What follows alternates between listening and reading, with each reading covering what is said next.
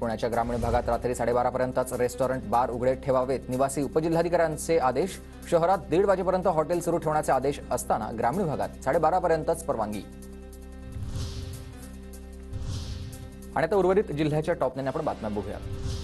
मनोज जरांगे पाटील 11 तारखेला परभणी दौऱ्यावर. जिंतूरमध्ये जरांगे मराठा बांधवांशी संवाद साधणार. जरांगेंच्या दौऱ्याच्या पार्श्वभूमीवर जोरदार तयारी सुरू.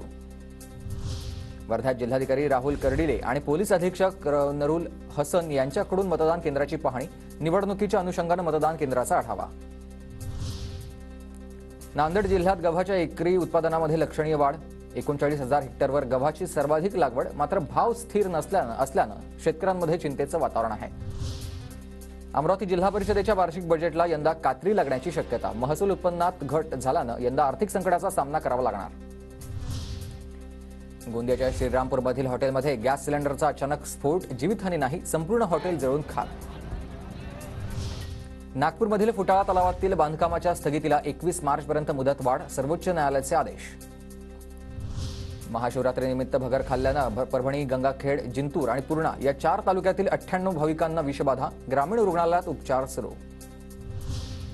बुलढाण्यात गारपिटीने नुकसान झालेल्या केळी उत्पादकांना अद्याप मदत नाही. केळी उत्पादक शेतकरी आर्थिक अडचणीत.